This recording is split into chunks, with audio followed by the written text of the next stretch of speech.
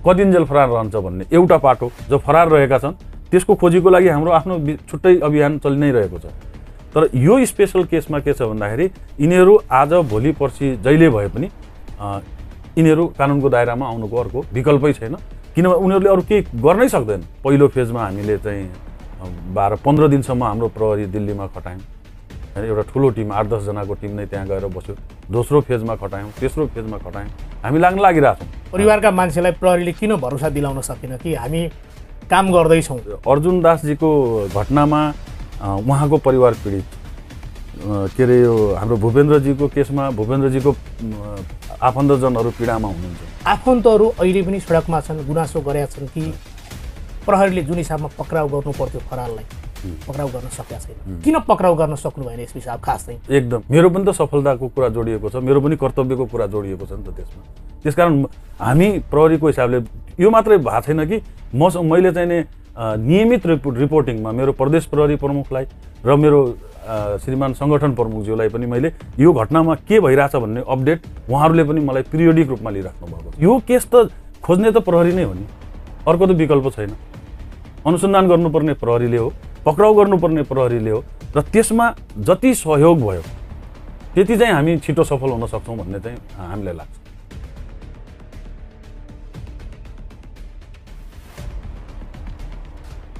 दर्शकबिन नमस्कार, यहाँलाई हार्दिक स्वागत छ। म रमेश बजगाई। हामीले यस कार्यक्रममा समसामयिक विषयवस्तुमाथि चर्चा, छलफल र बहस चलाउने गरेका छौँ। पछिल्लो समयमा यो समाजमा लागु औषधका घटनाक्रमहरू कारोबार त बढिरहेको छ, त्यो सँगै लागु औषध दुर्व्यसनीहरू पनि बढिरहेका छन् भने योसँग सम्बन्धित घटनाहरू पनि बढिरहेको तथ्याङ्कले देखाइरहेको छ।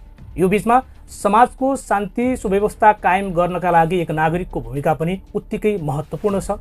त्यो सँगै प्रहरीले आफ्नो तर्फबाट गर्ने कोसिसहरू गरिरहेका छन्। यद्यपि समाजको शान्ति सुव्यवस्था कायम गर्न सक्यो या सकेन र जिल्ला प्रहरी कार्यालय कैलालीको अहिलेको अभियान के छ? जिल्ला प्रहरी कार्यालयमा कैलालीको प्रमुखमा एसपी विश्व अधिकारी आइसकेपछि लागु औषध नियन्त्रणका थुप्रै घटनाहरू चाहिँ न्यूनीकरण भएको भनिएको छ। यो बीचमा आज हामी यो बहसमा छलफल गर्दैछौँ। त्यो सँगै नागरिकको सुरक्षामा प्रहरीको योजना रणनीति कसरी अगाडि बढेको छ भन्ने सवालमा आज हामी बहस गर्छौँ। भूपेन्द्र हत्या, त्यो सँगै अर्जुन दासको जुन हत्या भयो, यो विषयमा आफन्तजनहरूले केही गुनासो गरिरहँदा प्रहरीको तर्फबाट के भइरहेको छ, त्यसो त अदालतमा केस प्रहरीले सुम्पिएको छ। त्यो बिचमा पनि प्रहरी तर्फबाट भएका पहलहरू आजको कार्यक्रममा कुरा गर्छौँ। र आज हामीसँग स्टुडियोमा आउनु भएको छ जिल्ला प्रहरी कार्यालयका प्रमुख विश्वराज अधिकारी एसपी हुनुहुन्छ र उहाँले आफ्नो यो क्षेत्रमा कमान्ड सम्हालिसकेपछि गरेका कामहरूको विषयमा पनि चर्चा गर्छौँ। एसपी साहब, यहाँलाई स्वागत छ कार्यक्रम। धन्यवाद।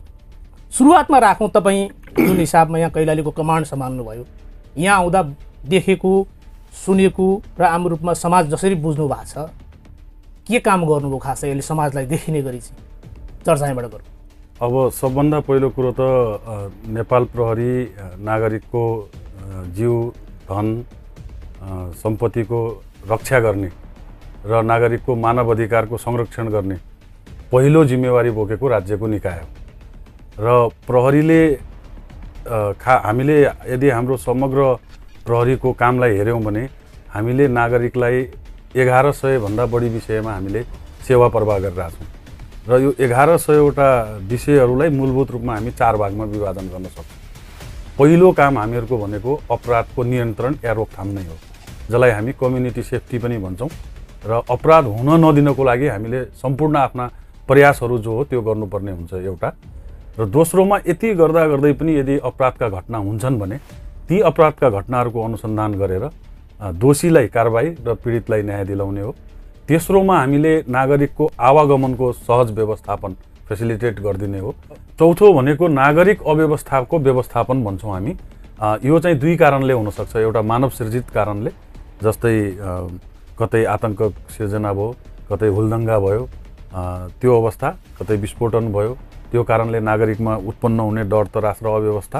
र अर्को चाहिँ प्रकृति सृजित, हामीले देखिरहेछौँ कैलालीमा नै म आइसकेपछि बाढीको ठुलो समस्या आयो, कोरोनाको महामारी चलिरहेकै थियो। सो यी सबै कुराहरूबाट नागरिक अव्यवस्थाको अवस्थालाई बाट चाहिँ शान्ति कायम गर्ने, यो चाहिँ 4 मेजर क्याटेगोरीमा हामीले हेर्छौँ र यो अन्तर्गत मैले भने 1100 भन्दा बढी कामहरू हामीले गर्छौँ।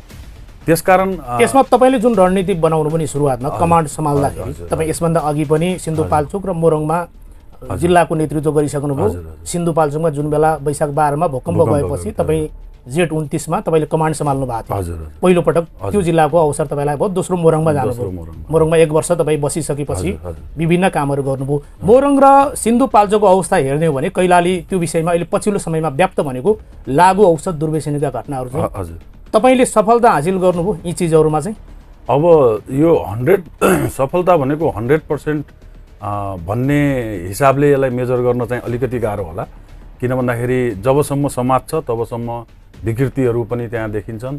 जबसम्म हामीहरूको समाज एउटा सभ्यताको स्तरमा पुग्दैन तबसम्म अपराधिक कुराहरू, यो विकृति विसङ्गतिका कुराहरू चाहिँ भइ नै रहन्छन्। जहाँसम्म सवाल मोरङको र यहाँको अथवा सिन्धुपाल्चोकको कम्पेयर गर्ने हो भने मोरङमा मुद्दाको हिसाबले हेर्ने हो भने यहाँ मोरङको आधा मुद्दा छ। लगभग वर्षमा मोरङमा 2000 जति मुद्दाहरू प्रहरीले अनुसन्धान गर्नुपर्ने औसतमा देखिन्छ भने यहाँ चाहिँ त्यो सङ्ख्या 12-1300 को हाराहारीमा हामीले, जस्तै अहिलेको 7 महिनामा हामीले 844 वटा मुद्दा जिल्ला प्रहरी कार्यालय कैलालीले चाहिँ ह्यान्डल गरेको छ। अब सफलता हामीले केलाई मानेर हेर्छौँ भन्दाखेरि विगतमा के थियो र अहिले के थियो भन्ने हिसाबले हामीले हेर्छौँ। जस्तै यहाँले भने जस्तै पहिलो कुरा मैले यहाँ आइसकेपछि गरेको के हो भन्दाखेरि जबसम्म कम्युनिटी र पुलिस मिल्दैन अथवा नागरिकले प्रहरीको काममा सहयोग गर्दैन तबसम्म प्रहरीले सोचेको जस्तो सफलता हासिल गर्न सक्दैन। त्यसकारण यो प्रहरी मेरो हो, प्रहरी मेरा लागि हो भन्ने कुरा जनमानसमा आउनुपर्छ, बस्नुपर्छ। त्यो स्थापित मान्यताको रूपमा प्रहरीलाई नागरिकले ओन गर्नुपर्छ। ओनरसिप प्रहरीको चाहिँ यो मेरो प्रहरी हो। जस्तै मैले धेरै ठाउँमा भन्ने गर्छु, जिल्ला प्रहरी कार्यालय कैलाली भनेको एसपी को कार्यालय नभएर यहाँका नागरिकहरूको प्रहरी कार्यालय हो। त्यो नागरिकहरूलाई त्यहाँ सेवाको आवश्यकता छ, त्यसकारण हामीले त्यहाँ सेवा प्रवाह गर्छौँ। त्यसकारण मैले यहाँ के गरेँ भन्दाखेरि नेपाल प्रहरीले समुदाय प्रहरी साझेदारीको अवधारणा पनि यही कारणले ल्याएको हो र यसलाई मैले एउटा विशेष रूप दिनको लागि यहाँ चाहिँ हाम्रा प्रहरीसँग हामी भन्ने कार्यक्रम एउटा त्यो चलाएँ मैले।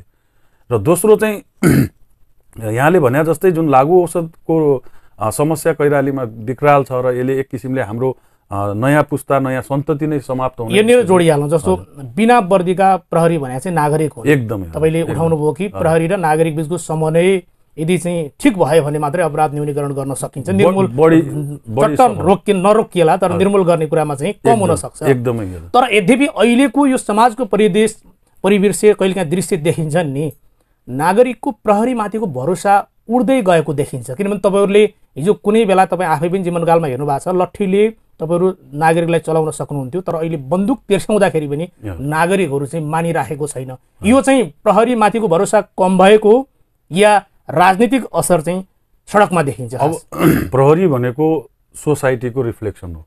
नर्मल्ली हामी बाहिर कुनै देशमा गयौँ भने पहिलो पटक यदि प्रहरीलाई भेट हुन्छ र प्रहरीले कस्तो व्यवहार गर्छ भन्ने हिसाबले त्यहाँको समाजको चित्रण गर्छ भनेर भन्छ।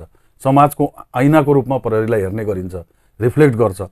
अब त्यो हिसाबले हेर्ने हो भने हिजोको दिन र आजको दिनमा के हो भन्दाखेरि जुन हामीले सामाजिक, आर्थिक, राजनैतिक र यो सञ्चार विज्ञानको जुन विकास भएको छ र यसको प्रभाव जुन समाजमा पडिरहेको छ, अहिले के देखिन्छ भने समाजमा कसैले, यो प्रहरीलाई मात्र होइन, कसैलाई पनि गर्ने जो विश्वास छ त्यहाँ सङ्कट आएको जस्तो देखिन्छ। चाहे त्यो सरकारी सेवाप्रतिको उदासीनता होस्, चाहे अब जस्तै यहाँहरूले यही लम्कीको उदाहरण हेर्नुभयो भने कोहलपुरबाट कोही हिँड्ने मान्छे छ भने लम्की बन्द छ कि छैन भनेर उसले क्वेसन गरिरहेको हुन्छ। र जहाँ पनि सानो घटना हुने बित्तिकै त्यहाँ मासले त्यो एउटा न्याय गर्न खोज्छ अथवा निर्णय गर्न खोज्छ अथवा मैले भनेको हुनुपर्छ भन्ने चाहिँ दबाब दिनुपर्छ भन्ने एक किसिमको सोसाइटी चाहिँ कता कता। जस्तै यहाँ एकजना दुईजनाले अपराध गर्यो भने हामीले उसलाई समातेर नियन्त्रणमा लिएर कारबाही गर्ने कुराहरू हुन्छन्। तर जब मासै कम्युनिटी नै उर्लेर आइसकेपछि त्यहाँ चाहिँ के देखिन्छ भन्दाखेरि ल अबाइडिङ सिटिजन्स हुनुपर्ने जुन अवस्था हो, कानुन मान्नुपर्ने, कानुनको पालना गर्नुपर्ने र कानुन बनाइएकै नागरिकको लागि हो भन्ने कुरा र कानुन बमोजिम कारबाही हुन्छ भन्ने कुरामा विश्वास गर्न नसकेको कारणले गर्दाखेरि सम्बन्ध कहाँनिर टुटिरहेछ खास चाहिँ नागरिक प्रहरीको के किनभने तपाईँहरूको भनेको पनि नमान्नै पर्ने परिस्थिति भयो नि त। जस्तो हाइवे खोलौँ भनेपछि तपाईँहरूको भनाइ त्यहाँ लाग्दैन, असुर यहाँ छान्नै पर्छ, घटना घट्नै पर्छ। अब प्रहरी हाम्रो प्रहरी भनेपछि उनीहरूमा त्यो अपनत्व हुनुपर्ने हो र मेरो प्रहरीमा मेरो अधिकारका लागि प्रहरी लडिरहेको छ, बोलिरहेको छ भन्ने नागरिकमा चाहिँ त्यो आभास हुनु पर्थ्यो यस हिसाब। तर तपाईँ जिल्लाको कमान्डर भएको नाताले तपाईँ बुझ्नुहोस् कि अहिले समाजको अवस्था त्योभन्दा पृथक छ। प्रहरीमाथि भरोसा गर्न सकिरहेको छैन, जसका कारण सडक बन्द हुन्छ। त्यसकारण मैले के भने भन्दाखेरि यो प्रहरीमाथिको विश्वासको मात्रै प्रश्न यहाँ छैन कि जुन सामाजिक चेतना हो, जसलाई हामी सोसियल कन्सियसनेस भन्छौँ, त्यो कन्सियसनेसमा पनि प्रब्लम आएको देख्छौँ। किन भन्दाखेरि उहाँहरूले पनि बुझ्नु भएको छ। फेरि प्रहरीमाथि विश्वास नगरेको अवस्था किन पनि होइन भन्दाखेरि अहिले नै कैलालीमा हेर्नुभयो भने हामीहरूको अहिले 22-23वटा चाहिँ नि हामीले अस्थायी प्रहरी पोस्टहरू बनाइसकेका छौँ र अहिले पनि यति धेरै डिमान्ड छ, प्रहरी चाहियो, हामीलाई सुरक्षा चाहियो, हामीलाई प्रहरी, त्यो भनेको प्रहरीप्रति भरोसा भएर नै हामीले नागरिकले माग गरिरहेको हो। तर अब जस्तै अधिकांश हाम्रो यो बन्दका घटनाहरू चाहिँ जस्तै हेरिल्यायौँ भने एक्सिडेन्टका कारणले भइरहेका अवस्था छन्। पुरानो कानुन छ 5 लाख रुपियाँ मात्रै क्षतिपूर्तिको व्यवस्था छ र त्यहाँ चाहिँ के अरे भन्दाखेरि बार्गेनिङले अब बढी पैसा पाउन सकिन्छ कि अथवा यो गर्यो भने बढी हुन सक्छ कि भन्ने अर्को पक्षलाई दबाब हाल्नको लागि पनि यी एक्टिभिटी एउटा त्यो हो। तर बन्द नगरी फेरि क्षतिपूर्ति पाइँदैन भन्ने पनि मानसिकता देखिन्छ कि त्यो सन्देश छ। अब यो किन रोकिन सकेन, त्यो किन रोकिएन, कानुनले त त्यो भन्दैन नि। कानुन अनुसार त सडक बन्द गर्न मिल्दैन। तपाईँ आफै यहाँ सडक खोलाउन आउनु परेछ। हजुर, त्यो किन भन्दाखेरि मैले भने जस्तै 5 लाख रुपियाँलाई उहाँहरूले पर्याप्त ठान्नु भएन र त्यो गर्यो भने अरू किन 5 लाख त उहाँहरूले कानुन बमोजिम जसरी पनि पाउनुहुन्छ, त्यहाँ नपाउने, कानुनले नदिने, प्रहरीले सहयोग नगर्ने भन्ने सवालै छैन। तर त्यहाँ बढी होस्, बढीको अपेक्षा राखेर मास मोबिलाइज भइरहेको अवस्था छ र त्यसको असर चाहिँ बाटो प्रयोग गर्ने लामो दूरीबाट आउने मान्छेहरूमा त्यो असर परिरहेको छ, जुन चाहिँ यहाँको सोसाइटीले बुझ्नुपर्ने हो। किन भन्दाखेरि यहाँ प्रहरी मात्रै छैन, अहिलेको संरचनामा त हामीसँग स्थानीय तह छ, जिम्मेवार जनप्रतिनिधिहरू हुनुहुन्छ, व्यवसायीहरू हुनुहुन्छ, उहाँहरू सबैले पनि यो कुरा बुझ्नु भएको छ। तर जुन बेला घटना घट्छ नि यस हिसाब, त्यो बेलामा स्थानीय सरकार त चुपचाप जस्तो बस्दिन्छ कि किनाराको साँची बस्याछ। हामीले गरेका दृश्य हेऱ्यौँ भने पनि, जुन तपाईँले पछिल्ला समयका घटनाक्रम हेर्नुभयो भने पनि कहाँनिर स्थानीय सरकारले लिड गरेर देखिन्छ भन्नुहोस् त। अलिक खुलेर बोल्नु पर्दा तपाईँहरूलाई त्यो गाह्रो त पर्यो होला नि। एक्ज्याक्टली, किन भन्दाखेरि हामी भनेको त्यही स्थानीय सरकार, चाहे प्रदेश सरकार चाहे केन्द्रीय सरकार होस्, त्यसलाई फेसिलिटेट गर्ने, उसको नीति नियम कानुन निर्माण गरेका कुराहरूलाई लागू गर्ने हो। तर उहाँहरूले नै साथ दिनु भएन र कतिपय केसमा त उहाँहरू नै बाटो बन्द गर्नेमा आएर बसिरहेका हुनुहुन्छ। त्यसले गर्दाखेरि एउटा जटिलता चाहिँ पक्कै सिर्जना भए हुन्छ। तर त्यति हुँदाहुँदै पनि हामीले न्यूनतम शक्तिको प्रयोग गरेर, संयमता अपनाएर, उहाँहरूको भावनालाई पनि कदर राख्दै, शान्ति व्यवस्था मेन्टेन गर्दै त्यो कुराहरू, त्यो बाधा अड्काउ पनि हामीले ठोकाउँदै गयौँ। कुनै पनि घटना घट्यो भने त्यसको सीधा गाली गर्ने भने चाहिँ पुलिसलाई गाली गर्ने। एकदम फलानाले पैसा खायो, फलानाले चाहिँ राजनीतिक सम्प्रेषण गर्यो, तपाईँले पनि सुन्नुभयो होला घटनाक्रममा। अब प्रहरीको बाध्यता के छ त्यो नागरिकलाई थाहा छैन। आज अलिक खुलेर बोल्नु पर्दा कहीँ राजनीतिको असर पनि हो, जो राजमार्गमा देखिन्छ नि दृश्य चाहिँ त्यहाँ। अब यहाँले मलाई एउटा प्रहरी कर्मचारीको हिसाबले मात्रै अथवा जिल्ला प्रहरी कार्यालयको प्रमुखले मात्रै भन्दा पनि एउटा सचेत नागरिकको हिसाबले पनि यदि यो प्रश्न सोध्नु हुन्छ भने मैले के भन्छु भने सबभन्दा महत्त्वपूर्ण नीति नै राजनीति हो। राजनीति के को लागि गरिन्छ भन्दाखेरि पहिलो चाहिँ विकास र जनताको खुसीको लागि गर्ने हो। त्यसैको लागि राजनीतिलाई सबैभन्दा उच्च नीतिको रूपमा मानियो र सबैभन्दा बढी अधिकार, जस्तै एक किसिमले हेऱ्यौँ भने हामीले सम्पूर्ण नागरिकहरूले आफ्नो भएको सार्वभौम अधिकार प्रायोजित गरेर, प्रत्याभूत गरेर हामीले चाहिँ त्यो स्टेट अथोरिटी बनाएका हुन्छौँ, राज्य शक्ति निर्माण गरेका हुन्छौँ हैन।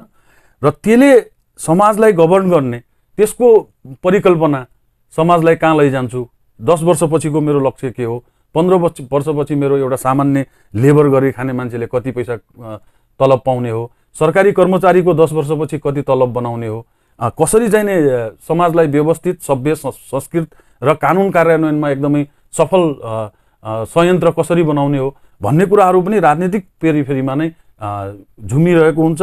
नागरिकहरूको भविष्य पनि त्यही राजनीतिसँग जोडिएर बसिरहेको हुन्छ।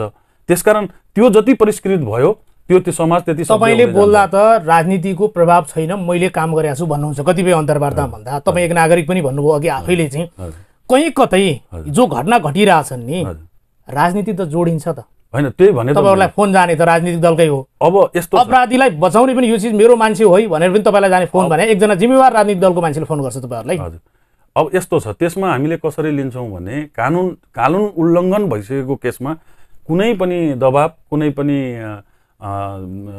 तरिकाले हामी माथि हस्तक्षेप गरेर हस्तक्षेप हुँदैन। किन भन्दाखेरि कानुनले अपराध हो भनिसकेका कुरामा कसैले बचाइदे संरक्षण गर्दै भनेर सम्भावना छैन र त्यो अब कुनै जनप्रतिनिधिहरूले हामीलाई त्यो विषयमा फोन गर्नुहुन्छ भने त्यसलाई हामी अस्वाभाविक चाहिँ लिँदैनौँ। किन लिँदैनौँ भन्दाखेरि जनप्रतिनिधि भनेको जनताको प्रतिनिधि हो र कुनै नागरिकलाई अप्ठ्यारो पर्यो गाह्रो पर्यो भने जनप्रतिनिधिलाई भन्नुहुन्छ। जनप्रतिनिधिहरूले पनि हामीसँग चासो राख्नुभयो भने त्यो ठुलो राजनीतिक दलले घटनालाई घटाउने काम भन्दा पनि न्यूनीकरण गर्नुपर्ने हो नि, सामसुम पार्नुपर्ने हामी छौँ है चिन्ता नगर भनेर चाहिँ प्रहरीलाई सहयोग गर्न काम गर्न दिनुपर्ने हो नि त। तर यहाँ त्यो देखिँदैन कि पछिल्ला समयमा घटेका घटनाहरूले त्यो दृश्य देखाउँदैन।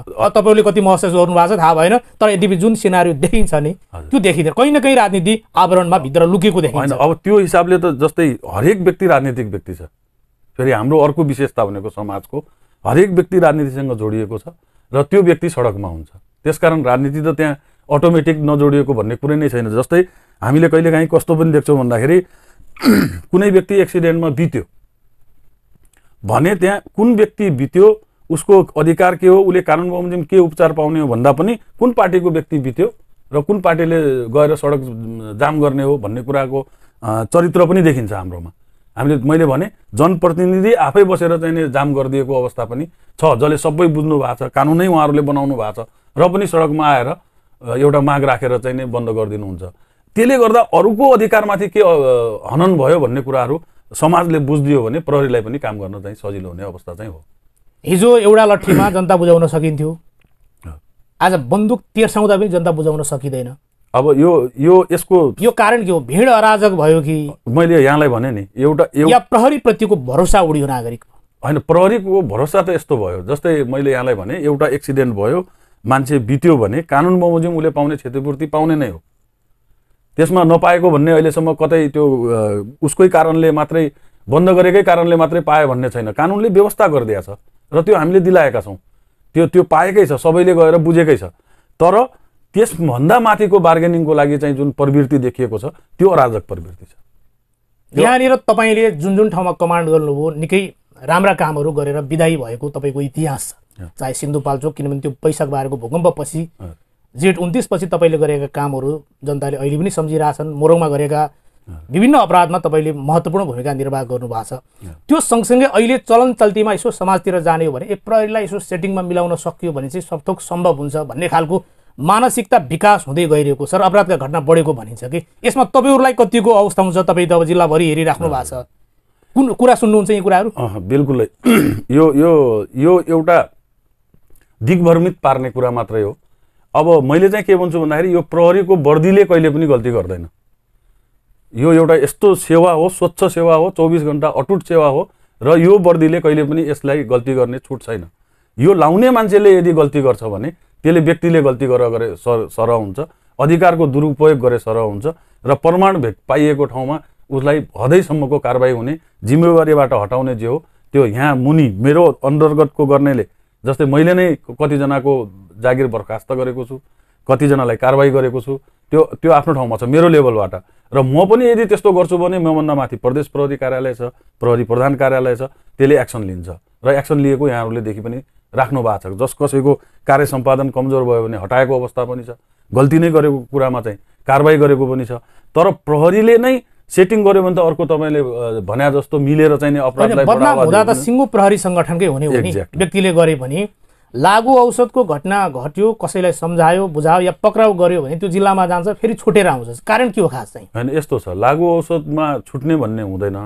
तर अब लागु औषध नर्मल्ली के हुन्छ, दुई क्याटेगोरीमा हेर्छौँ हामीले। एउटा सेवनकर्ताको हिसाबमा हेर्छौँ र अर्को चाहिँ कारोबारीको हिसाबमा हेर्छौँ। यसमा बढी के छ त भन्दाखेरि क्वान्टिटी जो हुन्छ, पक्राउ परेको क्वान्टिटी। नर्मल्ली अदालतले जस्तै हेरोइन समातेको छ भने 2 ग्रामभन्दा बढी हेरोइन छ भने त्यसलाई एकदमै सिरियसली अदालतले हेर्छ। त्योभन्दा कम भएको अथवा एकदम मिलिग्राममा भएकोहरूलाई जस्तै 1 महिना, लागु औषधमा त अनुसन्धानको अवधि नै 90 दिन छ। जस्तै 1 महिना कैद गर्नुपर्ने, 2 महिना कैद गर्नुपर्ने सजाय भयो भने उसले त्यो भुक्तान गरिसकेको हुन्छ प्रहरी कार्यालयमा नै। त्यसकारण त्यसरी पनि छुटिरहेको हुन्छ र कतिपय कुराहरूमा चाहिँ सेवनकर्ताहरूलाई धरोटीमा छोडेको अवस्था पनि हामीले पाउँछौँ। तर लागु औषध आफैमा एउटा सङ्गीन सेवनकर्तालाई प्रहरीले समात्छ तर जो बेच्छ डिलरलाई चाहिँ प्रहरीले समात्न सक्दैन। कारण के हो खास चाहिँ? एक्ज्याक्टली यो गुनासो छ है। यो गुनासो मैले पनि पाइरहेको छु, सुरुदेखि नै पाइरहेको। डिलर बेच्दैछन्, सुरुदेखि सेवन गर्ने मान्छेलाई समातेर प्रहरीले लिन्छ, सुरुदेखि पाइएकै हो। त्यसैले मैले यहाँलाई अघि म भन्दै थिएँ त्यो लागु औषधको विशेष यहाँ समस्या छ भन्ने कुरा भइसकेपछि हामीले चाहिँ हाम्रा सन्ततिको भविष्य बताउँ र लागु औषधका विरुद्ध हाम्रा प्रहरीसँग हामी भन्ने अभियान पनि मैले चलाएँ।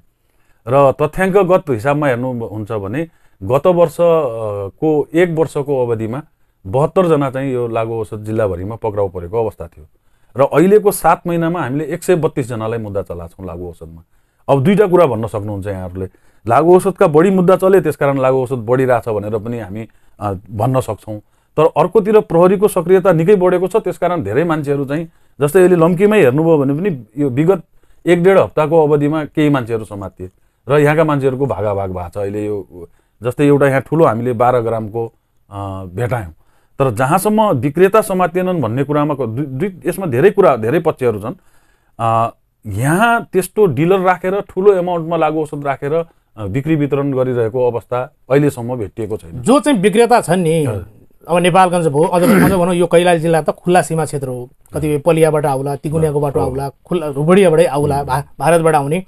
तर डिलरहरूले यसो प्रहरीलाई पैसा दिदियो भने चाहिँ केही फरक पर्दैन भन्ने खालका कतिपय कुराहरू सुनिन्छन् कि यो वास्तविकता के हो खास? यहाँको तपाईँहरूको जो माथिका इलाका प्रहरी कार्यालयहरू छन्, अब सबैभन्दा हामीले समाजलाई बुझाउनु पर्ने कुरा एज ए प्रहरी प्रमुखको रूपमा मैले बुझाउनु पर्ने कुरा के छ भने लागु औषध प्रयोगकर्ता छ कहाँ त भन्दाखेरि त प्रत्येकको घरमा छ नि त। जसको सेवन गर्छ त्यसको घरमा छ, घरको अभिभावक। त्यसपछि मेरो घरमा कोही पनि लागु औषध खाँदैन भन्यो भने मेरो छिमेकमा त खान सक्छ। किनभने अहिले के छ त लागु औषधको डेटालाई हेर्ने हो भने 60% भन्दा माथि जो समातिएका छन् उनीहरू 15 देखि 25 वर्षका छन्, भर्खरका टिनेजरहरू। तिनीहरूमध्ये धेरैजनाको बुवा इन्डिया छन्, आमाको गाइडेन्सलाई उनीहरूले नमानेको देखिन्छ, पारिवारिक गाइडेन्स त्यहाँको एउटा कमी छ। मैले सबै ठाउँमा के भन्ने गरेको छु भने अहिले फेरि हामीसँग विशिष्ट र एकदमै राम्रो व्यवस्था के छ भन्दाखेरि स्थानीय तह र स्थानीय सरकारको अवस्था छ हैन। ओडामा हामीसँग जनप्रतिनिधिहरू हुनुहुन्छ भन्दा जनप्रतिनिधिहरूले आफ्नो ओडाभित्र लागु औषध छ भने कहाँ छ त? यदि कारोबारी छन् भने कहाँ छन् त? जस्तै ल एकछिनलाई उदाहरणको लागि मानौँ कि मेरो यहाँको प्रहरी प्रमुखले चाहिँ त्यस्तो गल्ती गर्यो कि उसँग मिल्यो भन्ने कुरा छ भने त मलाई सिधै फोन गर्न सकिन्छ नि त यो ठाउँमा। भनेपछि हामीले देखाइदिनु पनि त पर्यो। जस्तै मैले चाहिँ छुट्टै अहिले लगभग यो 7 महिनामा हामीहरूले 400 वटा कोभिडको बावजुद अब प्रहरी आफैले गएर मान्छे जुटाउने त्यो गर्ने भनेको अलि सुहाउँदैन भन्ने हिसाबले नै म त्यसरी बाहिर आउन पनि सकिनँ। यी कार्यक्रमहरू जस्तै अहिले अब हामीहरूको यो सबै जुन सुरक्षा मापदण्डका कुराहरू छन् त्यो अलिकति अहिलेको सङ्क्रमणको अवस्था कम भएकोले अब फेरि हामीले यो सुरुवात गरिसक्यौँ। यदि त्यो छ भनेर हामी आरोप लगाउँदैछौँ भने कृपया कहाँनिर छ भनेर भनिदिनु भयो भने अथवा को हो पहिला त सूचना दिनु, सूचना पाउनु पर्यो हामीले। त्यसकारण यो प्रहरीमाथि लाञ्छना लगाउने, प्रहरीले सेवनकर्ता मात्रै समात्यो भन्ने अथवा डिलरसँग मिल्यो भन्ने कुरा छ।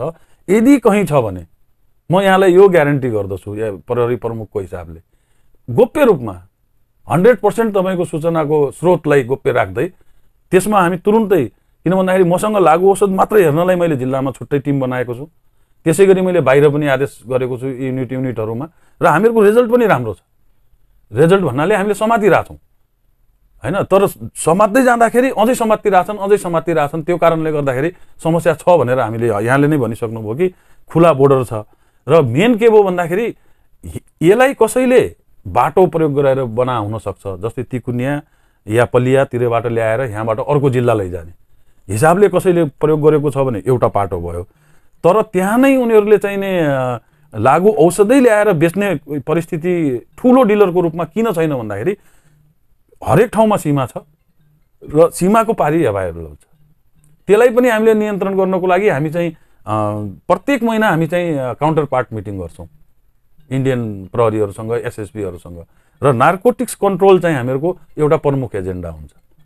र यति हुँदाहुँदै पनि मैले भने हाम्रा प्रयासहरू अझै वारी र पारीको प्रहरीको बिचमा समन्वय छ। यदि समस्या पर्यो भने यसलाई रोक्नुपर्छ भन्ने पारी पनि सिरियस छ र यहाँ पनि सिरियस छ। हजुर, पारी सिरियस छ, तर तैपनि पारिबाट आइरहेछ जुन किसिमको इफेक्टिभ कोअर्डिनेसन अथवा इफेक्टिभ रोल त्यहाँ हुनु पर्थ्यो। जस्तो यो गजब छ हजुरको, किन भन्दाखेरि त्यो भएर मैले के भने यो ठुलो परिमाण भन्दा पनि यिनीहरूले चाहिँ सानसानै परिमाणमा अथवा जो खाने मान्छे हो त्यो नै पारी गएर ल्याउने अथवा 3-4 जना साथीहरू खान्छन् भने 1 जना गएर ल्याउने, यो किसिमको ट्रेन्ड चाहिँ यहाँ देखिएको छ। यहाँले भनेको जस्तो सुरक्षाकर्मी नै मिलेर त्यो नै गरेर लागु औषध आउँदैन, कुनै हालतमा त्यो सही हुँदैन, कुनै हालतमा त्यसलाई टोलरेट नेपाल प्रहरी सङ्गठनले नेतृत्व लिएर मैले पनि गर्दिनँ र त्यस्तो सूचना भयो भने म उल्टो पुरस्कृत गर्छु। जसले त्यो सूचना दिनुहुन्छ त्यसलाई अपरेसन पनि गर्छौँ हामी। नागरिकले दिल खोलेर विश्वासका साथ कैलाली जिल्लाको प्रहरीको प्रमुखलाई सूचना दिन सक्छ, त्यो गोप्य रूपमा हुन्छ। गोप्य रूपमा यो लागु औषध मात्र होइन, हरेक सूचना किनभने नागरिक सचेत नभइकन सबै समाज निर्माण हुन सक्दैन। होइन, फेरि अर्को के छ भने नेपालको कानुन अनुसार अथवा जुनसुकै कानुन अनुसार यो अपराध गर्ने मान्छेलाई पक्रिने भनेको प्रहरीले मात्रै पक्रिनुपर्छ भन्ने छैन हजुरको। पुलिस पावरले के भन्छ भन्दाखेरि नर्मल्ली पुलिस पावर भनेको त्यो पावर हो जोसँग राज्यको एरेस्ट र डिटेन्सन गर्ने अथोरिटी हुन्छ, इन्भेस्टिगेट गर्ने अथोरिटी हुन्छ, त्यसलाई पुलिस भनिन्छ। तर अपराध नियन्त्रणको हकमा मान्छे पक्राउ गर्ने अथवा अपराध गर्ने मान्छेलाई पहिचान गर्ने भनेको जुनसुकै नागरिकले गर्न पाउँछ। गिभन द्याट के हो भन्दाखेरि उहाँहरूले पक्राउ गरिसकेपछि पुलिसलाई बुझाइदिनु पर्यो, बाँकी जिम्मा चाहिँ पुलिसको अनुसन्धान गर्नु। तर नागरिक सचेत भएको कुरा गर्दैन कि आरोप लाउने कुरा चाहिँ गरे, जुन किसिमले तपाईँहरूलाई पनि काम गर्दा गर्दै यसो भयो भन्दाखेरि फरक ढङ्गबाट बुझ्नुहुन्छ होला, तपाईँहरूलाई पनि त लाग्छ नि। होइन, यो विषयमा जस्तै अब हाम्रो प्रहरी सङ्गठनले पनि धेरै रिसर्च गरेको छ, प्रहरी महानिरीक्षकज्यूहरूबाट पनि यस्तो किन छ त यो वाइ भन्दाखेरि एक किसिमले के देखिन्छ भन्दाखेरि जुन प्रहरीको जबको नेचर छ नि हजुरको, त्यो जबको नेचर नै एक प्रकारको त्यस प्रकारको नेचर देखिन्छ। किन देखिन्छ भने जस्तै हामीले एकजना मान्छेलाई तपाईँले हेलमेटको फिता लाउनु भएन त्यसकारण चाहिँ तपाईँले फाइन तिर्नुपर्छ भन्दाखेरि मान्छे दुखी हुन्छ। नेपाल प्रहरीले के गर्छ भन्दाखेरि उसको स्वतन्त्रतामाथि चेक गर्छ कि हजुरको, किन भन्दाखेरि प्रहरी मात्रै यस्तो हो जसले कसैलाई रोक म चेक गर्छु, बडी के छ, हेलमेट लगा भन्नु पर्छ, कानुन मान भन्नु पर्छ। अब किन भन्दैछौँ भन्ने कुरा त्यो नागरिकले बुझ्ने जरुरी छ हजुरको। दुर्घटनामा मृत्यु हुन्छ, मृत्यु पश्चात फेरि सडक जाम गर्ने त्यही नागरिक हुन्छ, त्यही हुन्छ। यो नलगाएको कारणले एकछिन अगाडि गएर ऊ खस्यो भने त उसकै टाउको फुट्ने हो, प्रहरीको टाउको फुट्ने त होइन। होइन, त्यसै गरी उसको लाइसेन्स छैन भने इन्जिन हो चलाउनलाई लाइसेन्स चाहिन्छ, लाइसेन्स नभएको मान्छेले चलायो भने अगाडि गएर ऊ आफू मर्न सक्छ, नभए अर्कोलाई मार्न सक्छ। त्यो चिज रोक्नको लागि प्रहरीले यो आफ्नो कर्तव्य निर्वाह गरिरहेको छ यहाँ। तर हामीले के बुझिरहेछौँ, मेरो स्वतन्त्रताको हनन भयो, यो प्रहरीले मलाई किन चेक गर्यो। प्रहरीको नेचरै त्यो भएको हुनाले प्रहरीप्रति अर्को किसिमको एउटा भाव जुन राख्ने गरिन्छ त्यो चाहिँ यो कारणले प्रहरीको जब नेचरले एउटा। दोस्रो कुरा अपेक्षा के छ त मान्छेको भन्दाखेरि 1100 भन्दा बढी विषयमा सेवा प्रवाह गर्नुपर्छ र सबैले प्रहरीबाट सेवाको अपेक्षा गर्छ। त्यसकारण प्रहरीसँग अपेक्षा हुनु पनि स्वाभाविक हो र प्रहरीले त्यसमा त्यही अनुसारले सेवा प्रवाह पनि गरिरहेको हुन्छ। अर्को कुरा, पछिल्लो समयमा भूपेन्द्र बडुवालको हत्या भयो, अर्जुन दासको हत्या भयो, आफन्तहरू अहिले पनि सडकमा छन्, गुनासो गरेका छन् कि प्रहरीले जुन हिसाबमा पक्राउ गर्नु पर्थ्यो फराललाई पक्राउ गर्न सकेका छैन। किन पक्राउ गर्न सक्नु भएन एसपी साहब? खास चाहिँ एकदमै यो यहाँले राम्रो समसामयिक प्रश्न नै गर्नु भएको छ। अब जहाँसम्म यी दुवै दुःखद घटनाहरू हुन् र यसले चाहिँ शान्ति सुरक्षा व्यवस्थामा अलिकति शङ्काको अवस्था सिर्जना गर्यो। हाम्रो समाजमा यस्तो घटना घट्यो, यो दुःखद घटना हो। तर घटनाहरू घट्छन् त्यसकारण प्रहरी छ। घटनाहरूलाई रोक्न र घटिहाल्यो भने कानुनी दायरामा ल्याउनको लागि नै प्रहरी व्यवस्था गरिएको हो। जहाँसम्म भूपेन्द्र बडुवालको केसको कुरा छ, यसमा हामीले 12 जनालाई समात्यौँ, 21 जना आरोपीहरू त्यसमा हुनुहुन्थ्यो।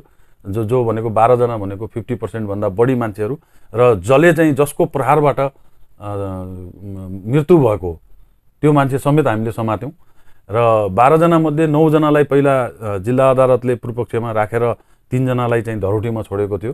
अहिले मैले पाएको सूचना अनुसार, लिखित रूपमा त पाइसकेका छैन, तर मैले मौखिक पाए अनुसार उच्च अदालतले चाहिँ फेरि हामीले त्यसलाई अप्लाई गर्यौँ कि तिनीहरूलाई पनि थुनामा राखेर नै पूर्वपक्षमा राखेर नै कारबाही गर्नुपर्छ भनेपछि उच्च अदालतले त्यसलाई थुनामै राखेर कारबाही गर्नु भन्ने आदेश पनि जारी भएको छ। तथापि त्यो च्यानल वाइज हामी जिल्ला प्रहरी कार्यालयसम्म चाहिँ आइपुगेको चाहिँ छैन र हामी यसमा लागिरहेछौँ, परिवारको सम्पर्कमा छौँ। जस्तै भूपेन्द्रको बुवा नै हुनुहुन्छ, उहाँले पनि केही सूचना पाउनुभयो भने मलाई दिइराख्नु भएको छ। हामीले तत्काल त्यहाँ अपरेसन गरेका छौँ हैन। र फरार हेर्नुहुन्छ भने देशभरिमा अहिले जस्तै म यहाँ आइसकेपछि हामीले लगभग 80 जना फरार त हामीले अरू मुद्दाका, कोही 7 वर्ष अगाडिका, कोही 10 वर्ष अगाडिका फरारहरू पनि समातेर अदालतमा हत्यामा संलग्न भएकाहरू जो आरोपित छन् परिवारले भने मान्छेहरू खुल्लम रूपमा कहिलेकाहीँ फेसबुकमा लाइभ आउँछन्। त्यहाँ भारतबाट तपाईहरुलाई समात्न नसक्ने अवस्था हो, नेपाल प्रहरी यति कमजोर हो या चाहिँ नसक्ने अवस्था होइन। यस्तो हो, फर्मल इन्फर्मल हामीहरूको प्रयासले हामीले त्यहाँको प्रहरीको सहयोग लिएर आयौँ। अब भूपेन्द्र बडुवालको हत्याका मान्छेहरू र प्लस अर्जुन दासको हत्याका मान्छेहरू, किन भन्दाखेरि यिनीहरू इन्डिया गएको भन्ने हामीले बाटोसम्म ट्र्याक गऱ्यौँ। यो ठाउँबाट इन्डिया प्रवेश गरे भन्ने दुवै केसमा गरेका छौँ। त्यो अनुसन्धानमा प्रहरी असफल छैन, जाहेरी परेको छ, मान्छे पहिचान भएका छन्। अब तिनीहरू फेसबुकको कुरा गर्नुभयो यहाँले, जस्तै टेलिफोन भयो, जस्तै हाम्रो यहाँ नेपालमा घटना घटेको छ भने र टेलिफोन हामीसँग छ भने हामीले टेलिफोनको माध्यमबाट लोकेसन खोज्ने काम गर्छौँ। यो केसमा पनि हामी प्रक्रियामै छौँ। अब कतिपय कुराहरू अनुसन्धानकै दौरानमा भएको हुनाले सबै कुरा मैले यहाँ भन्न पनि गाह्रो हुन्छ। तर 12-15 दिनसम्म हाम्रो प्रहरी दिल्लीमा खटायौँ हैन। एउटा ठुलो टिम 8-10 जनाको टिम नै त्यहाँ गएर बस्यो। दोस्रो फेजमा खटायौँ, तेस्रो फेजमा खटायौँ। हामी लाग्न लागिरहेछौँ। कुनै व्यक्ति लुकेर बाँच्नुपर्छ, खुल्लमखुल्ला समाजमा आउन सक्दैन भन्यो भने त्यो पनि एउटा निषेध। कतिन्जेल फरार रहन्छ भन्ने, कतिन्जेल फरार रहन्छ भन्ने एउटा पाटो। र जस्तो भूपेन्द्र बडुवालका आफन्तले जुन कुरा लगाए, जो फरार व्यक्ति छ नि त्यो जहिले आए पनि पक्राउ गर्ने हो, त्यो त ज्यान मुद्दाको त जीवन उसको रहन्जेलसम्म ऊ पक्राउ पर्न सक्ने। कानुनको दायरामा ढिलो चाँडो सकभर छिटो आए राम्रो, प्रक्रिया जाने हो, छिटो आए राम्रो। र नेपाल प्रहरीकै इतिहासको कुरा हेर्नुहुन्छ भने जस्तै रानीबारी हत्याकाण्ड करिब 20 वर्षपछि मान्छे पक्राउ परेको छ। न्यायाधीशज्यू रणबहादुर बमको घटना 14 वर्षपछि चाहिँ समातिएको अवस्था छ। बढी खेलको सामूहिक हत्याको घटना 10-12 वर्षपछि मान्छे चाहिँ पक्राउ परेको छ। त्यसकारण यो पक्राउ भन्ने त हाम्रो फेरि एउटा त्यो लिस्ट र त्यो खोजी निरन्तर, यो पक्राउ मात्रै होइन, अरू केसका पनि जो फरार रहेका छन् त्यसको खोजीको लागि हाम्रो आफ्नो छुट्टै अभियान चलि नै रहेको छ। तर यो स्पेशल केसमा के छ भन्दाखेरि यिनीहरू आज भोलि पर्सि जहिले भए पनि यिनीहरू कानुनको दायरामा आउनुको अर्को विकल्पै छैन, किनभने उनीहरूले अरू केही गर्नै सक्दैन। कानुनको दायरामा नआइकन अर्को उनीहरूसँग केही उपाय नै हुँदै परिवार भन्छ हामीले न्याय पाएनौँ भन्छन्। परिवारका मान्छेलाई प्रहरीले किन भरोसा दिलाउन सकेन कि हामी काम गर्दैछौँ हैन, उहाँ ढुक्क रहनुहोस् भन्ने कुरामा प्रहरी किन हैन, त्यो जस्तै परिवार किन सन्तुष्ट हुन सक्दैन? जस्तै यो अर्जुन दासको केसमा पनि हाम्रो त्यो तिलक परियारजी हुनुहुन्छ, त्यसको संयोजककै हिसाबमा उहाँ हुनुहुन्थ्यो। उहाँ निरन्तर सम्पर्कमा हुनुहुन्छ, हाम्रो परिवारको सदस्यहरू सम्पर्कमा हुनुहुन्छ, जानकारी उहाँहरूले अपडेट लिइराख्नुहुन्छ। आफन्तहरूले मलाई फोन गरिराख्नुहुन्छ र मैले के भइरहेछ भन्ने कुरा अहिले यहाँ मिडियाको अगाडि मैले सबै अनुसन्धानको डिटेल। प्रहरी चुप लागेर बसेको छैन, कुनै हालतमा बस्दैन। हजुरको मेरै आफन्तले के बुझ्न जरुरी छ भने यो घटनामा जति आफन्तलाई दुःख परेको छ त्योभन्दा श्रेष्ठ प्रहरी छ आफ्नो कर्तव्यप्रति। हैन, जस्तै अर्जुन दासजीको घटनामा उहाँको परिवार पीडित छ। के अरे यो हाम्रो भूपेन्द्रजीको केसमा भूपेन्द्रजीको आफन्तजनहरू पीडामा हुनुहुन्छ। त्यो कारणले समाजमा एउटा परिवेश भएको छ र त्यो गरेर पाएको भए समाजलाई के एस्युरेन्स दिने, त्यो प्रेसर ममा कति छ आफैमा एज ए जिम्मेवार प्रहरी अधिकृतको हिसाबले। मेरो पनि त सफलताको कुरा जोडिएको छ, मेरो पनि कर्तव्यको कुरा जोडिएको छ नि त त्यसमा। त्यसकारण हामी प्रहरीको हिसाबले यो मात्रै भएको छैन कि मैले चाहिँ नि नियमित रिपोर्टिङमा मेरो प्रदेश प्रहरी प्रमुखलाई र मेरो श्रीमान सङ्गठन प्रमुखज्यूलाई पनि मैले यो घटनामा के भइरहेछ भन्ने अपडेट उहाँहरूले पनि मलाई पिरियोडिक रूपमा लिइराख्नु भएको छ। त्यसकारण मैले यो गरिरहेको छु, मेरो प्रयास यो भइरहेछ भन्ने रिपोर्टिङ। अब नागरिकमा के भयो भन्दा यहाँ अलि दबाब दिएपछि, बन्द गरेपछि या अलिअलि कडा आन्दोलन गर्न सकेपछि प्रहरीले बल्ल अनुसन्धान गर्छ भन्ने एक खालको ट्रेन्ड बसेको छ। त्यो ट्रेन्डलाई भत्काउन किन सकिरहेको अवस्था छैन भने त्यो ट्रेन्डलाई हामीले तपाईलाई पनि लाग्दो हो नि। हजुर, त्यो ट्रेन्डलाई हामीले भत्काउनै पर्छ। त्यो भएर मैले के भने भन्दाखेरि यो प्रहरीलाई ओन गर्नु पर्यो। यदि यहाँहरूले देख्नुहुन्छ कि अनुसन्धानमा मैले केही कमी गरेको छ कि मेरो प्रयासमा केही कमी भएको छ भने यहाँहरूले मेरो भन्दा माथिल्लो कार्यालयमा पनि रिपोर्ट गर्न सक्नुहुन्छ। तर यो केस त खोज्ने त प्रहरी नै हो नि, अर्को त विकल्प छैन। अनुसन्धान गर्नुपर्ने प्रहरीले हो, पक्राउ गर्नुपर्ने प्रहरीले हो र त्यसमा जति सहयोग भयो त्यति चाहिँ हामी छिटो सफल हुन सक्छौँ भन्ने चाहिँ हामीलाई लाग्छ। तर नागरिकले पनि भनोस्, नागरिकले भन्नु जहाँ लुकेका छन् कम्तीमा प्रहरीलाई पनि सहयोग गर्नु। एकदमै हजुर, एक व्यक्तिको अधिकारका लागि त सयौं व्यक्तिहरू लाग्नु पनि पर्यो। बिना वर्दीका प्रहरी भनेर अघि हामीले अन्तर्वार्ता क्रम पनि भनेका छौँ। हजुर, पछिल्लो समयमा यी घटनाहरू जो आत्महत्याका केसहरू पनि बढी भए, लागु औषध यी न्यूनीकरण गर्नका लागि प्रहरीको स्कुलिङ भयो, काउन्सिलिङ, जनतालाई सम्झाउनका लागि तपाईँ आफै पनि विद्यालय दौडिराख्नु भएको छ। यस्ता कार्यक्रमहरूले केही सम्झिराखेका छन्? होइन, अवश्य पनि। किन भन्दाखेरि हामीले टार्गेट विद्यालयलाई किन गऱ्यौँ भन्दाखेरि विद्यालय भनेको जुन 8, 9, 10 क्लासको विद्यार्थीहरू हुन्छ उनीहरूले यो अवधारणा बनाउने, जस्तै यहाँले भन्नुभयो कि प्रहरीप्रतिको विश्वास कम छ या प्रहरीसँग डराउँछ कि या डराउँदैन कि भन्ने कुरा छ नि।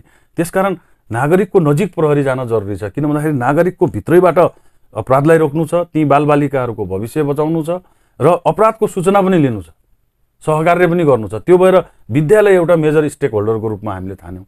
त्यसपछि कम्युनिटी छान्यौँ, हामीले स्थानीय तहहरू छान्यौँ, समुदाय छान्यौँ, यसको सामाजिक सङ्घ संस्थाहरू छान्यौँ। यो सबै के हो भन्दाखेरि प्रहरीप्रतिको यो विश्वास पनि अभिवृद्धि होस्, नजिक पनि होस्। नागरिकले जनतालाई खालि लट्ठी हानेको, भिड नियन्त्रण गरेको मात्रै होइन कि गएर विकृतिहरूका पछि र एउटा सभ्य नागरिक उत्पादन गर्नमा प्रहरीको पनि रोल हुनुपर्छ भन्ने हिसाबले नै हामी यसरी चाहिँ लागु औषध एउटा यस्तो कारण बन्यो कि अब अहिले पछिल्ला समयका घटना जो अपराधका घटना छन् यो कहीँ न कहीँ यो कनेक्सन देखिन्छ कि एकदमै तपाईँहरूले अनुसन्धान गर्दाखेरि पनि त्यो देखिन्छ नि, कहीँ न कहीँ लागु औषध कारोबारी होइन। यस्तो छ जस्तै तपाईँले यो खैरो हिरोइन भन्यौँ हामीले, एक डोजको 1000 रुपियाँ पर्छ।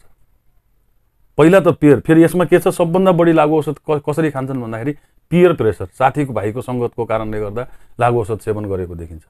15 देखि 25 वर्षको सबभन्दा ठुलो सङ्ख्यामा खाइरहेको अवस्था छ। त्यसकारण यो लागु औषधको जुन सेवन अथवा बिक्री वितरणका कुराहरू छन् यसमा हामीले एउटा कोल्याबोरेटिभ एप्रोचमा हामी गयौँ भने हामीले चाहिँ यसलाई रोक्न, नियन्त्रण गर्न, यसलाई यो रोक्ने काम पुलिसको मात्रै होइन, होइन। कम्तीमा मेरो छोरो चाहिँ लागु औषध सेवन गर्दैछ भने त त्यसको बाआमाको काम पनि हो कि छोरो कस्तो गर्दैछ बुझ्नु पर्यो, छोराछोरी जे गर्दैछ। त्यही भएर मैले अघि नै यहाँको अघिदेखिको प्रश्नको बिचमा मैले के भने भन्दाखेरि सुरक्षाको, सभ्यताको पहिलो जिम्मेवार त मै हुँ नि त। जस्तै हजुरको यो घर छ, अहिले यहाँबाट निस्केर जानु पर्यो भने त हामी ताला लगाएर जान्छौँ नि यसको सेफ्टीको लागि। पहिला त हजुरले हेर्नुभयो नि त। हाम्रो प्रहरी जनताको अनुपात, प्रहरी भूगोलको अनुपात हेर्ने हो भने हरेक घरमा, हरेक व्यक्तिको पछाडि त प्रहरी उभिन त सक्दैन। घर घरमा प्रहरी पुग्न सक्ने अवस्था छैन। नसकेपछि पहिलो सुरक्षा हामी सबैको जिम्मेवारी हो, कमन जिम्मेवारी हो। तथापि जहाँ आवश्यकता पर्छ त्यहाँ प्रहरी पुगेर त्यसको सकेसम्म बढी भूभागमा प्रहरी हुने भन्ने चाहिँ नि एउटा पार्ट हो। तर पहिलो आफू र त्यसपछि जस्तै अर्को उदाहरणमा मैले के पाएँ यहाँ हाम्रो रिसर्चबाट भन्दाखेरि लागु औषध प्रयोगकर्ताहरूको बढीको धेरैको बुवा चाहिँ इन्डियामा हुने या बुवा काममा अन्तै हुने र आमासँग बसिरहेको अवस्था रहने र पारिवारिक गाइडेन्स जुन हो त्यसको कमी। मेरो बच्चाले के गरिरहेको छ, कहाँ गइरहेको छ, कोसँग सङ्गत गरिरहेको छ भन्ने कुराको निगरानीको एउटा कमी भयो।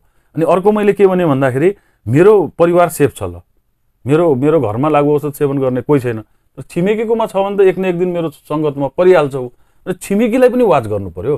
र त्यसपछि मैले भने समुदाय छ, स्थानीय जनप्रतिनिधिहरू हुनुहुन्छ, ल एउटा वडा कोही जनप्रतिनिधिले भनोस् न त मेरो वडा लागु औषध मुक्त वडा छ भनेर घोषणा गरौँ न त। हामी कुनै एउटा वडा कैलालीको जति वडा छन् त्यसमा जो गर्नुपर्ने यो पहिलो प्रमुख काम छ। सडक बनाऊ, विद्यालय बनाऊ, त्यो फरकदार भयो। तर चाहिँ जडयाँ समाज र लागु पदार्थले लट्ठ भएको चाहिँ युवाले देशको विकास गर्न सकिँदैन, त्यो समाज सबै हुनु सक्दैन। एकछिनलाई यही वडा मानौँ न त, यहाँको वडा अध्यक्ष हुनुहुन्छ होला, मेयर साहबको अफिस यही वडामा छ, यो वडालाई लागु औषध मुक्त वडा बनाऊँ न त। हामी त्यो अभियानमा लागौँ र प्रहरीलाई साथ दिउँ, कति छिटो रिजल्ट आउँछ। गुनासो प्रहरीलाई भयो, तर कहीँ न कहीँ उसको परिवारका अभिभावकहरू पनि प्रत्यक्ष या अप्रत्यक्ष त्यो अपराधमा संलग्न भइरहेको देखिन्छ। भयो नि त हजुरको। अन्त त्यति मात्रै भएन, किन भन्दाखेरि लागु औषध किन यति जटिल रूपमा हामीले लिइरहेछौँ भने लागु औषधले एउटा कर्णधार बच्चाको भविष्य बिगारिदिने त आफ्नो ठाउँमा छ।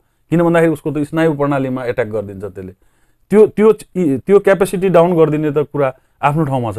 तर त्यो मान्छे समातिएन या त्यो सुध्रिएन भने त उसको त मृत्यु हुनेमा बाहेक अर्को विकल्प छैन, रगत छादेर नै मर्ने हो भनेपछि त्यस्तो कुरामा पनि फेरि हामीले प्रहरीले समातिएपछि अभिभावक मेरो छोरो त ठिक छ, रुँदै आउनुहुन्छ, छोडिदिनु पर्यो भन्नुहुन्छ, होइन? त्यो छोड्ने कुरा एउटा लागु औषध प्रयोगकर्ता भनेको उसको चेतना शून्य हुँदै जान्छ, अझ भन्नु छैन भने पनि हुन्छ। अस्ति एकजना चाहिँ युजरले मसँग कुराकानी गर्नुभएको थियो कि यदि चाहिँ यो ड्रग्स लियो भने, खायो भने चाहिँ छोरी बिरामी छ, मर्नेवाला छ भने पहिलो चाहिँ यो डोज लिउँ बल्ल त्यो अरू काम गरौँ भन्ने कुरा भन्नुभएको थियो कि स्थिति यहाँसम्म छ। यो बुझ्ने कहिले, बुझाउने कहिले, प्रहरी बुझाउन लागेको छ, योमा त नागरिक लाग्नुपर्ने हो। एकदमै हजुरको त्यो भएर यो रोलै मैले भने नि हजुरको चाहिँ नि समाज कस्तो छ त्यो अनुसार प्रहरीको काम कारबाही र प्रहरीको अपरेसन जुन हुन्छ नि त्यो पनि प्रभावित भइरहेको अवस्था चाहिँ हुन्छ। जस्तै हामीले हेऱ्यौँ अस्ति जति जे भने पनि अब आजसम्म पनि अर्जुन दासको त हामीले मान्छे त ल्याइसकेको अवस्था त छैन, हामी लागिरहेछौँ। तर त्यत्रो दिन यहाँ रडाको भयो, बन्द गरियो होइन, लास उठाइएन, त्यो कारणले केही उपलब्धि भयो त? त्यो नगरेर हामी बरु खोज्न दौडेको भए छिटो समातेर ल्याउँथ्यौँ कि ती अपराध गर्ने व्यक्तिहरू। अहिले पनि त अर्जुन दास कहाँ छन् वरपर त चिनेको मान्छेले त सुनिरहेछन्, उनीहरूले खबर गर्न सक्छन् त, खबर गर्न सक्छन्, किनभने भोलि उनका आफन्तलाई पनि उनीहरूले हिर्काउन सक्छ, मार्न सक्छन्। एकदमै उनीहरूले त्यो त थ्रेट पनि दिइरहेछन्। ती केटाहरूले फेसबुकबाट जे पाए त्यही भनेर थ्रेट गरिरहेको अवस्था पनि छ। हामी त्यसको पछाडि लागिरहेको पनि अवस्था छ र हामी प्रोग्रेसिभमा छौँ। हामीहरूको अनुसन्धान एक स्टेप अगाडि गएको छ। रिजल्टको प्रतीक्षामा हामी यो केसमा पनि छौँ। अस्ति भर्खर यो हजुरको बझाङको प्रहरीले पनि इन्डियाको उसबाट ल्याएको छ। अस्ति दाङको कारागारबाट भागेको मान्छेलाई अर्को ठाउँबाट ल्याएको छ। इन्डियाबाट ल्याउन नसक्ने भन्ने होइन, तर हामीले पहिला कहाँ छन् र कुन ठाउँमा हामीले पेन्ट्रेट गर्ने भन्ने कुरा चाहिँ महत्त्वपूर्ण हो र त्यसको सूचना हामीलाई जसले दिए पनि हुन्छ। कार्यक्रममा आउनुभयो मालिका एफएममा, तपाईँ स्टुडियोमा हामीले गफगाफ गऱ्यौँ। अन्तिममा केही छ छुटेको कुरा जो जनतामा भन्नुपर्ने? विशेष गरी अब सम्पूर्ण आदरणीय श्रोतावृन्द, दर्शकवृन्द हुनुहुन्छ, यहाँहरूले अब खास गरी अझ लङ्की क्षेत्रकै भनौँ, लङ्की क्षेत्रमा केही घटनाहरू पनि घटे, दुःखद घटनाहरू घटे, त्यसको मार हामी सबैले भोग्नु परेको छ। म पनि यही जिल्लाको बासिन्दा भएकोले एउटा नागरिकको हैसियतले त्यो प्रेसर ममा पनि छ। त्यसमाथि म यहाँको प्रहरी प्रमुख भएको हिसाबले त झनै ममाथि त्यो दबाब छ। तर मैले अघि भने एउटा अभियान सुरु गरौँ, यो मालिका एफएम भएकै वडाबाट यसलाई लागु औषध मुक्त वडाको रूपमा लग्नको लागि हामी सबैले हातमा मालो गरौँ र देशभरिको लागि एउटा नमुना बनाइदिउँ। त्यो हिसाबले हामीले चाहिँ स्थानीय प्रतिनिधिहरूलाई पनि मैले अनुरोध गर्न चाहन्छु। र अर्को कुरा चाहिँ यो प्रहरी हजुरहरूको प्रहरी हो। नेपाल प्रहरी भनेको नागरिकको प्रहरी हो र नागरिकको प्रहरीको विकल्प छैन। यहाँ प्रहरी जसरी पनि उपस्थित हुन्छ। अझ अहिले आएर त हामी समायोजन भइसकेका छैनौँ। समायोजन भयो भने त झनै स्थानीय प्रहरी भएर जान्छ। त्यसकारण प्रहरीलाई राम्रो प्रहरी बनाउने बाहेक अर्को उपाय छैन। त्यसको लागि हामीसँग साधन स्रोतका सीमाहरू छन्। त्यसको लागि हामीसँग अरू धेरै कुराहरूका बाधा व्यवधानहरू असहजताहरू छन्। मैले अघि भने सामाजिक चरित्र हाम्रो यस्तो छ हैन, हामीहरूको भूगोल यस्तो छ। यति हुँदाहुँदै पनि हामीले नागरिकको जीव धनको रक्षा गर्नको लागि नेपाल प्रहरी अहोरात्र खटिएको छ, अहोरात्र खटिरहनेछ। मैले भने 24 घण्टा बिजुली एकछिनलाई जान सक्छ, पानी एकछिनलाई जान सक्छ, तर प्रहरी 24 घण्टा अटुट यहाँहरूको सेवामा छ र यहाँहरूसँगको सहकार्यले मात्रै हामी चाहिँ हाम्रो समाजलाई सुरक्षित बनाउन सक्छौँ। सुरक्षित बनाइसकेपछि मात्रै हाम्रो समाजलाई विकसित बनाउन सक्छौँ। विकसित बनाउन सकेपछि मात्रै हामीले हाम्रो समाजलाई सभ्य बनाउन सक्छौँ र हाम्रो भोलिको भविष्यलाई हामी स्वर्णिम बनाउन सक्छौँ। त्यसको लागि यहाँहरूको जुनसुकै सहयोग सूचना जे छ यहाँहरूले यदि यहाँको स्थानीय प्रहरीलाई दिन सक्नुहुन्न भने मेरो नम्बरै म यहाँहरूलाई भनिदिन्छु। मेरो 9858425555 नम्बर हो। मलाई सिधै यहाँहरूले सूचना दिन सक्नुहुन्छ। त्यो हामी गोप्यता त्यसलाई हामी कायम राख्नेछौँ। तर यहाँको प्रहरी राम्रो छैन भने पनि प्रहरीका विरुद्धमा पनि यहाँहरूले त्यस्तो लाग्छ भने यहाँहरूले मलाई सिधै सूचना दिन सक्नुहुन्छ। हामी त्यसमा सुधार गर्छौँ। कोही त्यस्तो खालको प्रहरी छ भने हामी कारबाही पनि गर्छौँ। तर हाम्रो प्रयास निरन्तर रूपमा प्रहरीको मर्यादा, प्रहरीको व्यावसायिकता, प्रहरीको क्षमतालाई अभिवृद्धि गर्दै हाम्रो समाजलाई सुरक्षित बनाउनु नै हामी सबैको एकमुष्ट प्रयास हुनुपर्छ र यो प्रयासमा यहाँहरू सबैले हातेमालो गरिदिनु हुन म यहाँहरूसँग विनम्र अनुरोध गर्दछु। कार्यक्रममा आउनुभयो, धेरै धेरै धन्यवाद। यहाँलाई पनि धेरै धेरै धन्यवाद। आदरणीय दर्शक अनि श्रोता महानुभावहरू, आज हामीले नेपाल प्रहरीको जो जिल्ला प्रहरी कार्यालय कैलालीका विभिन्न गतिविधि, त्योसँगै जनता माझ उसले गरेका काम, कर्तव्य, रणनीतिका विषय र भूपेन्द्र बडुवाल र अर्जुन दासको विषयमा पनि चर्चा गऱ्यौँ, छलफल गऱ्यौँ, जसका लागि आज हाम्रो स्टुडियोमा आउनुभएको थियो जिल्ला प्रहरी कार्यालय कैलालीका प्रमुख विश्व अधिकारी हुनुहुन्थ्यो। र आजको यो बहस हेर्नुभयो, सुन्नुभयो, धेरै धेरै धन्यवाद। रमेश बजगाई बिदा चाहन्छु। नमस्कार।